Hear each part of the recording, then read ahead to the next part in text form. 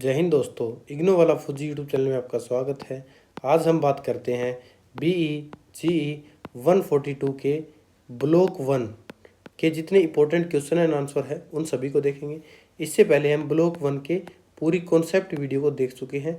इस वीडियो का लिंक मैं इस वीडियो के डिस्क्रिप्शन में डाल दूंगा। इसे जाकर आप इसके पूरे कॉन्सेप्ट को देख सकते हैं, जो कि 30 मिनट की एक वीडियो है। इसमें आपको पूरा कॉन्सेप्ट को ईजिली समझाया गया है 1 बाय 1। तो इस सीरीज से जुड़ने के लिए आप इग्नो वाला फौजी यूट्यूब चैनल को सब्सक्राइब कर लें। स्क्रीन पर दिए गए व्हाट्सअप नंबर पर मैसेज करके इस सब्जेक्ट की गेस्ट पेपर को, एग्जाम नोट्स को और किसी भी सोल्ड असाइनमेंट की नोट्स पाने के लिए स्क्रीन पर दिए गए व्हाट्सअप नंबर पर मैसेज करें और इन्हें प्राप्त कर सकते हैं। आपके लिए एक ज़रूरी जानकारी है, डिस्क्रिप्शन बॉक्स में आपके लिए 2 टेलीग्राम के चैनल दिए गए हैं। एक आपके लिए क्या है, फ्री में असाइनमेंट की वीडियोज़ के लिए है, और दूसरा क्या है, आपका लेटेस्ट अपडेट और स्टडी मटेरियल प्रोवाइड कराता है। तो दोनों चैनल को ज्वाइन करना ना भूलें। अब शुरुआत करते हैं इसकी वीडियो की।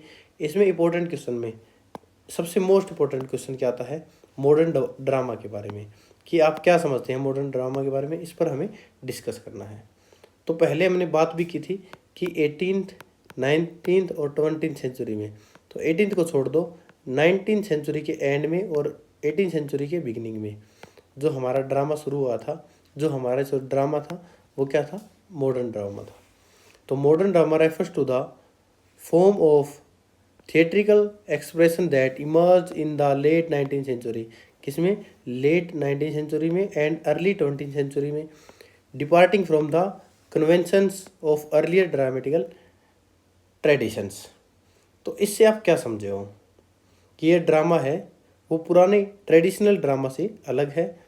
मॉडर्न प्ले राइट्स ने रियल लाइफ की प्रॉब्लम्स को स्टेज पर दिखाना शुरू कर दिया, और इसका टाइम क्या है, लेट 19th सेंचुरी से अर्ली 20th सेंचुरी में ये शुरू हुआ है। तो मॉडर्न ड्रामा एक नया ड्रामेटिकल स्टाइल का था जो पुराने रूल्स को तोड़कर रियल लाइफ, सोसाइटी और ह्यूमन प्रॉब्लम को स्टेज पर लेकर आया। This period witness the significant shift in the themes. इसमें क्या है, हमें थीम्स में, स्टाइल्स में और अप्रोचेज में हमें बदलाव देखने को मिला। To story telling in the realm of drama. तो हमें क्या है, जो ड्रामा के रियल में हमें स्टोरी टेलिंग में इतने सारे चेंजेस देखने को मिले। Modern drama is characterize by a departure from the classic structure.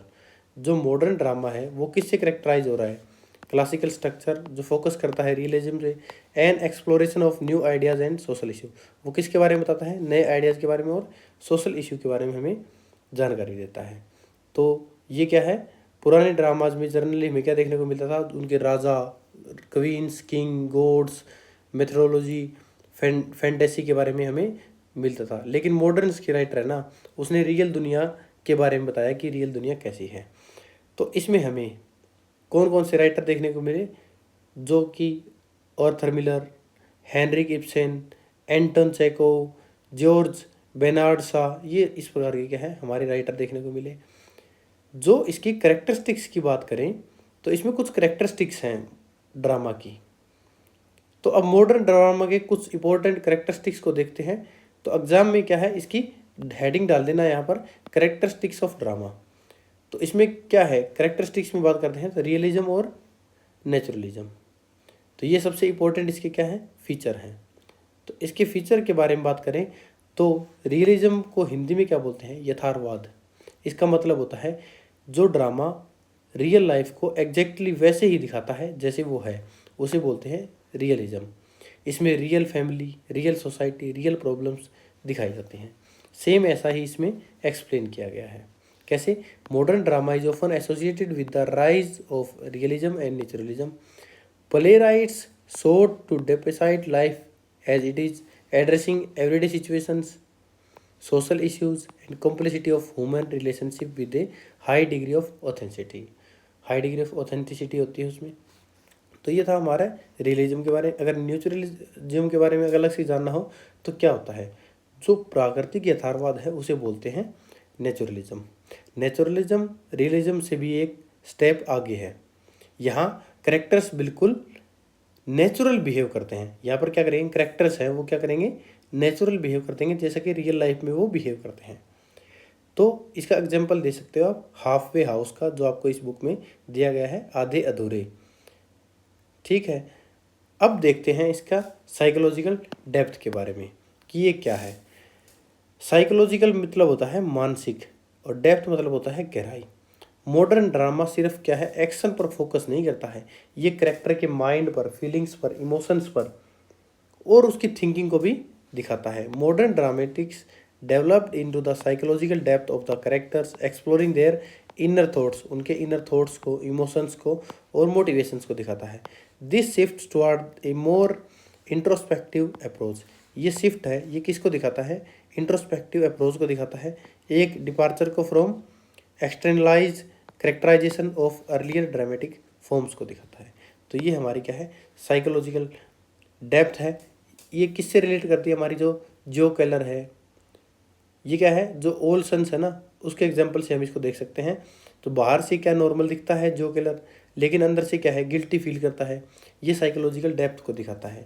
ठीक है, ये इसका एग्जाम्पल है। फिर इसमें देखते हैं ब्रेकिंग ट्रेडिशनल कन्वेंशन। तो मॉडर्न ड्रामा ने पुराने रूल्स को क्या है, तोड़ दिया है। पहले ड्रामाज में happy ending, Kings, royal families ये ज़्यादा होती थी। मॉडर्न ड्रामेज में क्या है, ordinary people, real problems, open endings और न्यू स्ट्रक्चर इंट्रोड्यूस की गई है। तो क्या है, modern drama challenge traditional convention, उसके प्लॉट को, स्ट्रक्चर को, करेक्टर डेवलपमेंट को बदला है। अगला है इसमें एक्सप्लोरेशन ऑफ सोशल इशू। ये क्या है, सोशल इशू को दिखाता है। मॉडर्न ड्रामा का सबसे इंपॉर्टेंट फीचर क्या है, social issue. Modern drama often engage with the pressing social issue, ये किसको दिखाता है, सोशल इशू को, ऑफ द टाइम, किस समय का है, रिफ्लेक्ट करता है affairs changes in society, society में क्या बदलाव है उसको बताता है। ठीक है, ये हमारा क्या था, क्वेश्चन था, किसके बारे में, हमें बताना था मॉडर्न ड्रामा के बारे में। अगर एग्जाम में आता है तो आप इजीली इसको लिख सकते हैं, एकदम इजीली और क्लियरली इसका आंसर बताया गया है। इससे नेक्स्ट इंपॉर्टेंट क्वेश्चन देखते हैं जो कि आपका एग्जाम में आ सकता है। बहुत इंपॉर्टेंट क्वेश्चन है, इससे रिलेटेड सारे क्वेश्चन लगभग आते हैं। तो इसमें हमें क्या है, 5 पार्ट दिए गए हैं, पाँचों पार्ट को एक्सप्लेन करना है। सबसे पहला पार्ट दिया गया है इसमें इंटरल्यूड्स। इंटरल्यूड्स क्या होता है, ठीक है, तो बीच का एक छोटा सा ब्रेक या ट्रांसलेशंस, जिसे अंतराल भी बोलते हैं, उसको बोलते हैं इंटरल्यूड्स। ये इंटरल्यूड्स का मतलब है, यानी दो इम्पोर्टेंट सीन्स या इवेंट के बीच में जो एक शॉर्ट पार्ट होता है उसे बोलते हैं interludes. Interludes typically refers to the short period of times और break between longer more significant event और एक्टिविटीज़ इन वेरियस कॉन्टेक्ट्स। बहुत सारे कॉन्टेक्ट्स में the term can have different meaning, तो इसका अलग अलग मीनिंग हो सकता है। म्यूजिक में, थिएटर और फिल्म में और लिटरेचर में इसके अलग अलग मीनिंग हो सकते हैं। तो इसके म्यूजिक की बात करते हैं सबसे पहले कि म्यूजिक में इसका क्या मीनिंग हो सकता है। तो म्यूजिक में इंटरल्यूड एक क्या होता है, इंस्ट्रूमेंटल म्यूजिक होता है। जैसे कि एक गाना गाया, फिर बीच में थोड़ा रुक जाते हैं, वो ओनली म्यूजिक म्यूजिक बजता है, उसे बोलते हैं इंटरल्यूड्स इन म्यूजिक, जिसे इंस्ट्रूमेंटल म्यूजिक होता है, जो सॉन्ग्स या दो पार्ट के बीच में बजता है।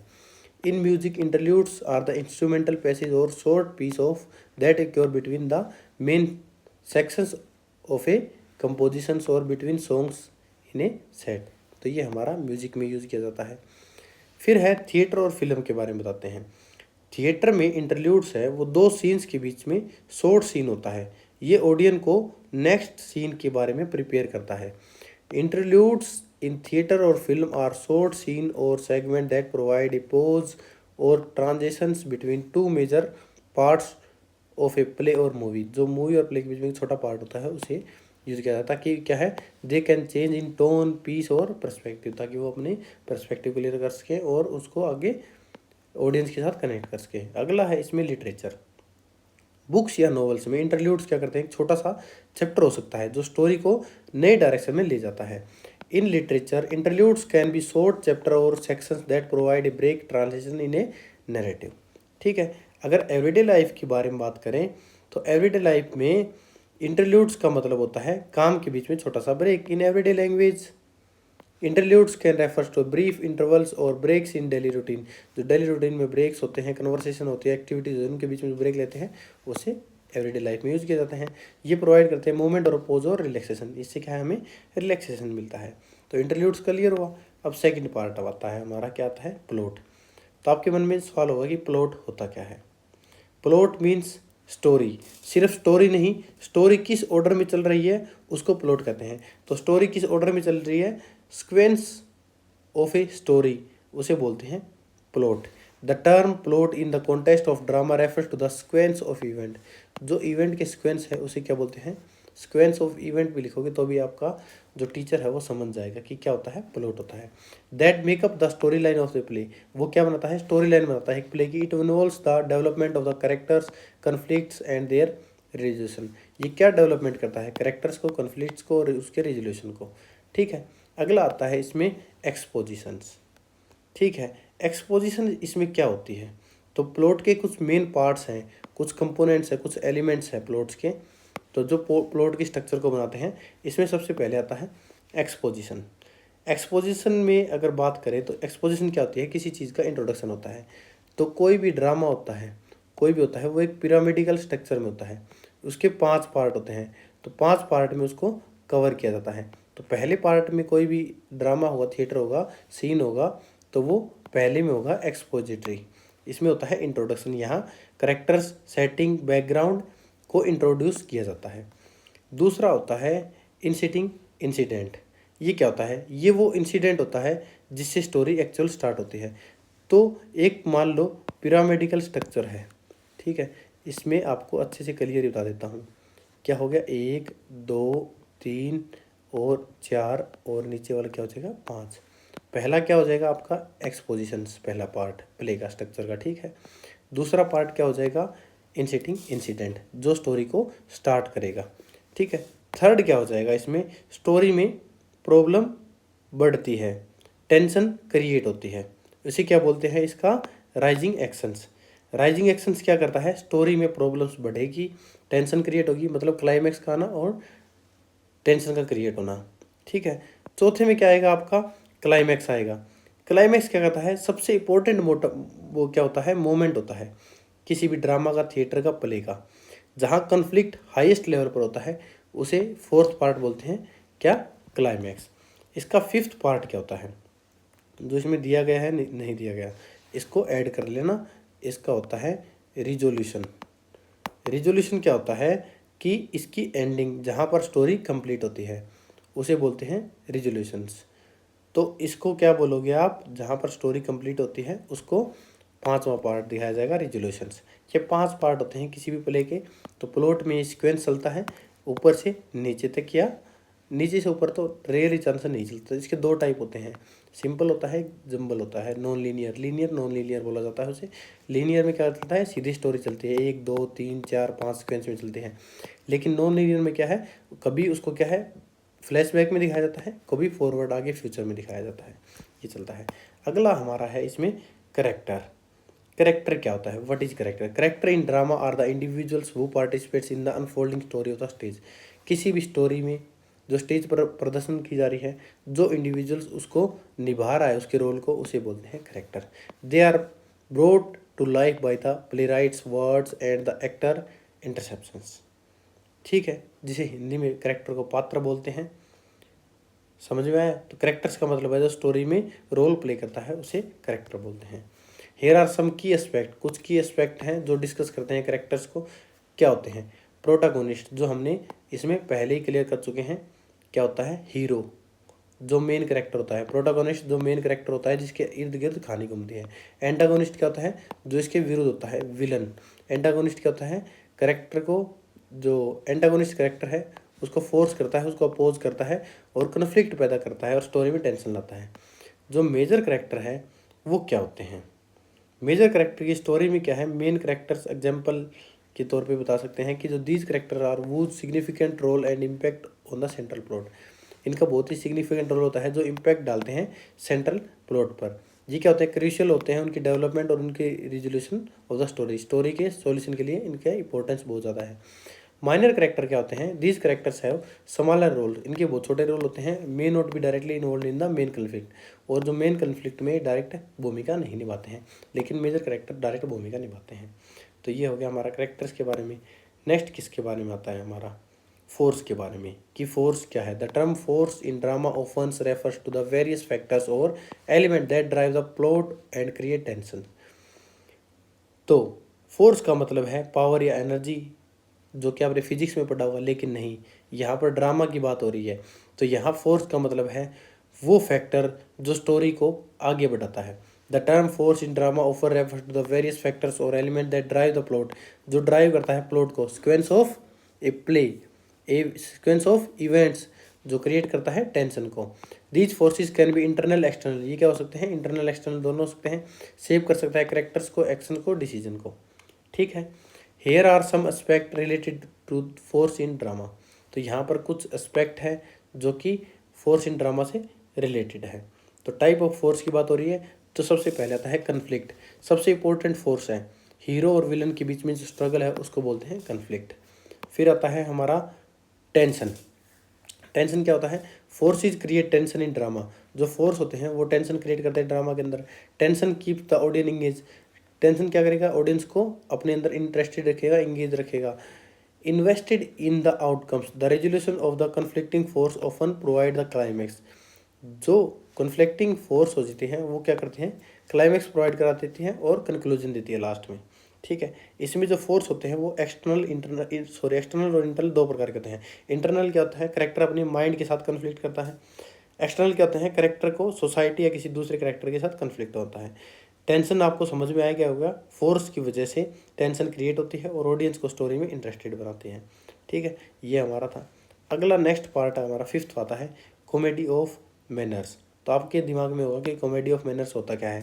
ये एक स्पेशल टाइप की कॉमेडी होती है जो सोसाइटी के ऊपर अपर क्लास है उन लोगों का मजाक बनाती है।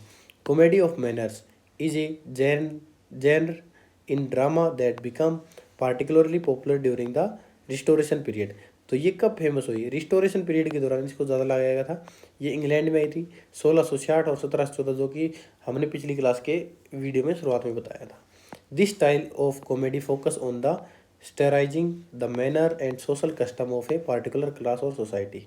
तो ये किसके बारे में बताता है, सोशल कस्टम्स बताता है एक पार्टिकुलर क्लास और सोसाइटी के बारे में, उनका रहन सहन कैसा है, उनके मैनर्स कैसे हैं। ठीक है, तो कॉमेडी ऑफ मैनर्स क्या है, ऐसी कॉमेडी जो सोसाइटी के बिहेवियर्स और हैबिट्स के स्टेयर्स करती हैं। इनका ओरिजिन कहाँ हुआ था, ये जेनरे है रिस्टोरेशन पीरियड का। रिस्टोरेशन पीरियड 1660 से 1714 का बताया गया है। इसके कुछ की फीचर्स हैं जो इसके करेक्टर्स ऑफ कॉमेडी मैनर्स को बताते हैं। तो सबसे पहले स्टैटिरिकल एक्सप्लोरेशन, दूसरा आता है विटी डायलॉग। तो इसका स्टायर हो गया, स्टायर क्या होता है, ह्यूमर के साथ क्रिटिसिज्म इसको बोलते हैं। दूसरा आता है हमारा witty dialogue.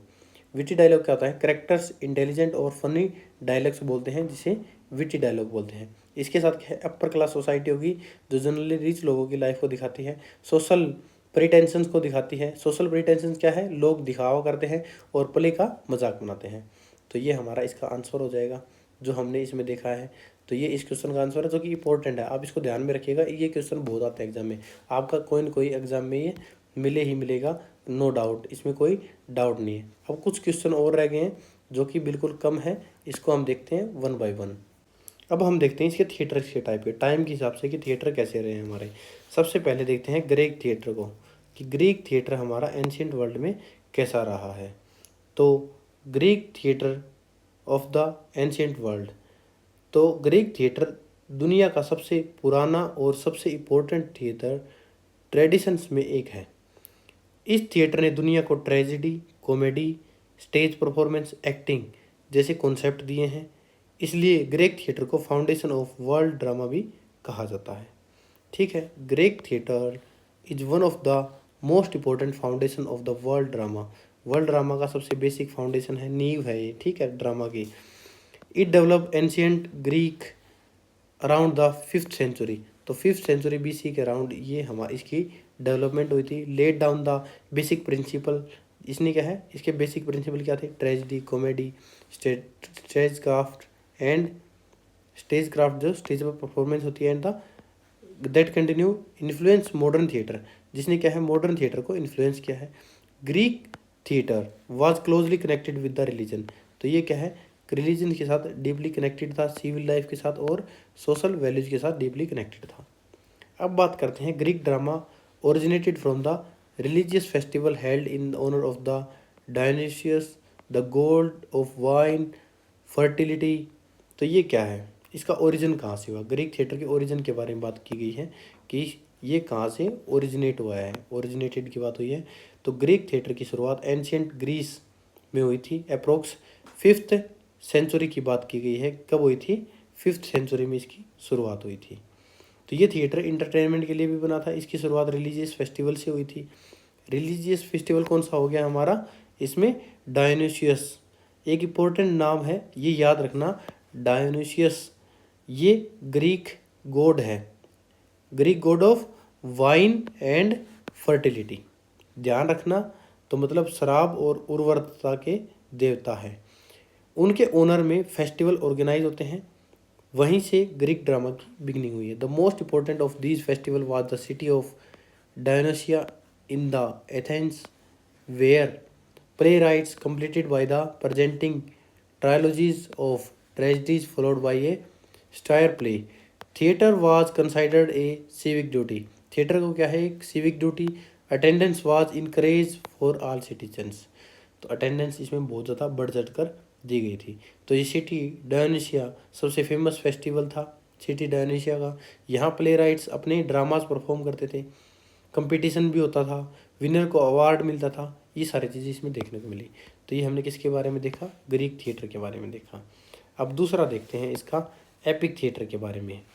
Epic theatre is a modern theatrical movement developed in the early 20th century. तो एपिक थिएटर एक मॉडर्न थिएटर मूवमेंट है।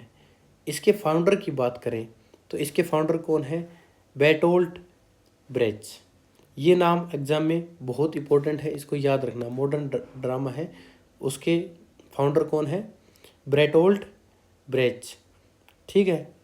It emerge as a reaction against traditional realistic and naturalistic theatre which aimed to emotionally absorb the audience. Epic theater instead seeks to make audience think critically. जो epic theatre है वो लोगों को क्या है? Emotionally जोड़ने के बजाय क्या करता है? क्रिटिकल थिंकिंग करने को मजबूर कर देता है। किन मुद्दों पर? सोशल, पॉलिटिकल और इकोनॉमिक इश्यू पर। ठीक है। एपिक थिएटर ने मॉडर्न थिएटर में को डेवलप किया है। तो ट्रेडिशनल थिएटर ऑडियंस को इमोशनल बना देता था। जो ट्रेडिशनल थिएटर था वो क्या करता था? थिएटर जो ड्रामा है उसके थ्रू ऑडियंस को इमोशनल बना देता था। लेकिन ब्रेच ने कहा कि ऑडियंस को सिर्फ रोना या हंसना नहीं चाहिए, ऑडियंस को सोचना भी चाहिए। इसी आइडिया को एपिक थिएटर कहते हैं, इसे बोलते हैं epic theatre. The aim of the epic theatre is to promote reason rather than the emotions. Emotion से हटकर कुछ बनाना है। Brecht believe that the theatre should be not merely entertain और but should educate the audience and inspire social change. तो क्या है? Theatre के थ्रू ऑडियंस को क्या होना चाहिए? इंस्पायर होना चाहिए और सोशल चेंज आना चाहिए। Instead of encouraging spectators to identify deeply with characters. तो ये इनकरेज करता है क्या? Characters. Epic theatre encourage them to remain detach and analytical. तो इसका मेन एम क्या था? इंटरटेनमेंट से ज़्यादा एजुकेशन और सोशल चेंज को लाना, ये इसका मेन था। तो ये हमारा क्या था? एपिक थिएटर के बारे में था। नेक्स्ट है इसका क्लासिकल संस्कृत थिएटर। इंपॉर्टेंट है, ध्यान से देखिएगा, एग्जाम में आ सकता है।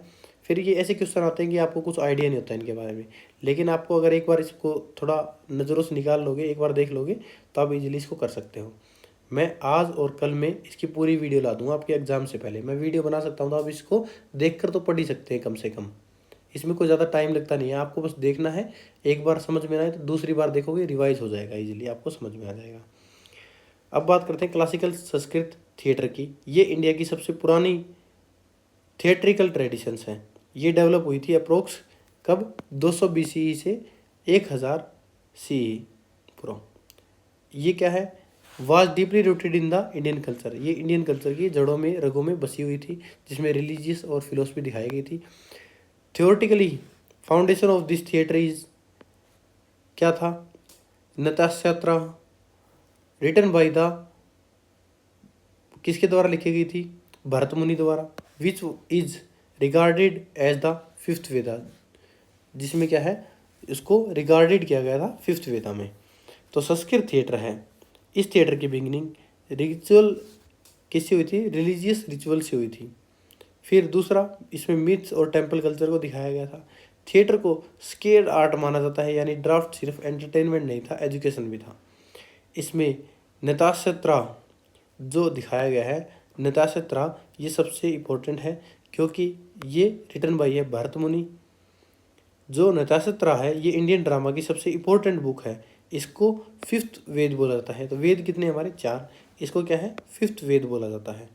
तो ये हमारा क्या है, क्लासिकल संस्कृत थिएटर है, इसके बारे में आपको लिखना होगा। अब बात करते हैं इसमें ओरिजिन एंड नेचर कहाँ हुआ था, क्लासिकल संस्कृत थिएटर का ओरिजिन और नेचर कैसा था। Classical Sanskrit drama originated from the rituals, कहाँ से, रिचुअल से, मिथ से और रिलीजियस से हुआ था। Theatre was considered as a sacred art mean to entertain, तो ये क्या है, ओनली एंटरटेनमेंट का माध्यम नहीं था, ये क्या करता था, एजुकेट करता था सोसाइटी को। जो परफॉर्मेंस थी वो usually in the royal courts और टेम्पल कॉम्प्लेक्सेस में करवाई जाती थी। ये ऐसे इसका ओरिजिन था और इसका ऐसा नेचर था जो कि हमने देखा क्लासिकल संस्कृत थिएटर का। अब देखते हैं थ्योरी ऑफ रसा, ये क्या है, ये संस्कृत थिएटर का सबसे इम्पोर्टेंट कॉन्सेप्ट है। ये किसका है, इम्पोर्टेंट कॉन्सेप्ट है संस्कृत थिएटर का। जो रसा हमने बताया है, तो रस, सौंदर्य, आनंद, जो आपने रस सुना हुआ ना, हिंदी में रस अलंकार किसे बोलते हैं, वही है ये थ्योरी ऑफ रसा, जिसे सौंदर्यात्मक आनंद बोलते हैं। रस का मतलब है ऑडियंस जो फीलिंग एक्सपीरियंस करती है, कैसे, क्या करती है, कैसे एक्सपीरियंस करेगी। Which refers to the aesthetical pleasure experience by the audience, तो क्या करती है, एस्थेटिक प्लेजर एक्सपीरियंस करती है। भरत आइडेंटिफाइड 8 रस, जो भरत मुनि है उसने 8 रस बताए हैं। लेटर बाद में इसको क्या है, 9, तो भरत मुनि ने 8 रस दिए हैं, बाद में संता रस ऐड हुआ था, कौन सा, शांत रस, सॉरी, ये बाद में क्या है, 9वां ऐड हुआ था, शांत रस। तो टोटल कितने हो गए, 9 रस हो गए। तो इसका मेन एम क्या है, जो हमारे एम बताए गए हैं, the main aim of the drama was to evoke rasa rather than imitate reality. तो इसका मेन एम क्या था ड्रामा का, रियलिटी कॉपी करना नहीं था, ऑडियंस में रस क्रिएट करना था। ये क्या है, थ्योरी ऑफ रस का इंट्रोडक्शन है। अब इसके मॉडर्न ड्रामा की बात करेंगे। मॉडर्न ड्रामा हम ऑलरेडी इसमें कवर कर चुके हैं, इसको पूरा बता चुके हैं। मॉडर्न ड्रामा का पहला क्वेश्चन पूरा था, जो कि आप इसको आप दोबारा रेफर कर सकते हैं, ये इसका पूरा आंसर कंप्लीट हो चुका है। तो ये हमारे ब्लॉक 1 के कुछ इंपॉर्टेंट क्वेश्चन एंड आंसर है, जिसको हमने 1 बाय 1 कर दिया है। अगर इन वीडियोज़ पर अच्छा रिस्पॉन्स आता है, अच्छे कमेंट आते हैं, तो मैं इसके लिए अगली वीडियो लेकर आऊँगा, जो कि हमारी क्या होगी, 1 शॉर्ट वीडियो होगी। ब्लॉक 2, 3, 4 तो मैं करवाऊँगा, इसके साथ आपकी 1 शॉर्ट वीडियो और अपलोड हो जाएगी एग्ज़ाम से 1 दिन पहले। इसलिए क्या करना है, अच्छे कमेंट और अच्छा रिस्पॉन्स आया तो वो वीडियो आ जाएगी। अगर आपने अभी तक इग्नो वाला फौजी यूट्यूब चैनल सब्सक्राइब नहीं किया है तो सब्सक्राइब करना ना भूलें। कोई भी स्टडी मटेरियल पाने के लिए इस नंबर पर व्हाट्सएप कॉन्टैक्ट करें। अगली वीडियो में मिलते हैं, तब तक के लिए जय हिंद, जय भारत।